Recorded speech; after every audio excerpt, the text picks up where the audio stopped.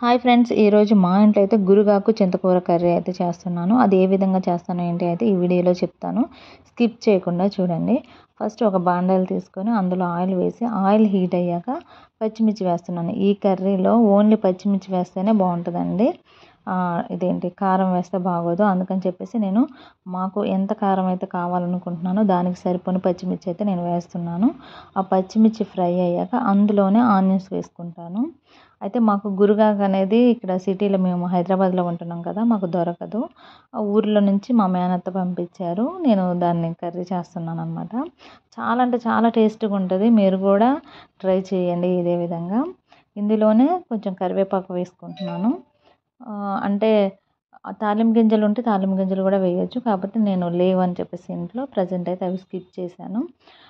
ఇవి త్వరగా మగ్గడం కోసం అని చెప్పేసి ఇందులో పసుపు, కొంచెం సాల్ట్ వేసి ఫ్రై చేస్తున్నాను. ఇది కొంచెం ఫ్రై అయ్యాక ఇందులోనే ఇందాక కడిగి పెట్టిన గురుగాకు ఉంటుంది కదండి, దాన్ని వేసుకోవాలి. వేసి బాగా మిక్స్ చేయాలి. అంటే కొంతమంది ఏం చేస్తారంటే కుక్కర్లో వేసి ఫ్రై అయ్యాక మళ్ళీ దాన్ని తాలింపు వేస్తారు. కాకపోతే నేను ఒకేసారి తాలింపు వేసుకుంటున్నాను. ఈ ఆకు బాగా మిక్స్ అయ్యేటట్టు కలుపుకోవాలి. తర్వాత దీని మీద మూతేసి ఇది మగ్గేలోపు దీనికి కావాల్సిన చింత చిగురు అయితే నేను వేసుకుంటున్నాను. అంటే కొంతమంది టమాటాలు వేస్తారు, కానీ చింత చిగురు వేస్తే బాగుంటుంది. చింత చిగురుని అయితే కడిగి మంచిగా ఒక బౌల్లో అయితే పెట్టుకుంటాను.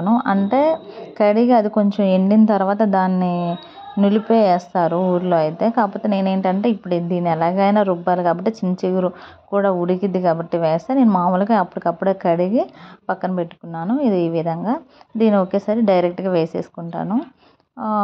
ఇది బాగా మగ్గిన తర్వాత దీన్ని బాగా కలుపుకోవాలన్నమాట, మిక్స్ చేయాలి. అంటే చింత చిగురు అలాగే గురుగాకు కూడా మనం కట్ చేయలేదు కదా, అలా అలా వేసేసాం కాబట్టి అది కూడా మెత్తగా అయ్యే విధంగా మంచిగా రుబ్బుకోవాలన్నమాట. ఇదిగోండి, చింత చిగురు కూడా మంచిగా మగ్గింది. ఇంతేనండి. ఇందులో ఉప్పు సరిపోయిందా లేదో చూసుకొని మంచిగా రుబ్బుకుంటే అయిపోతుంది.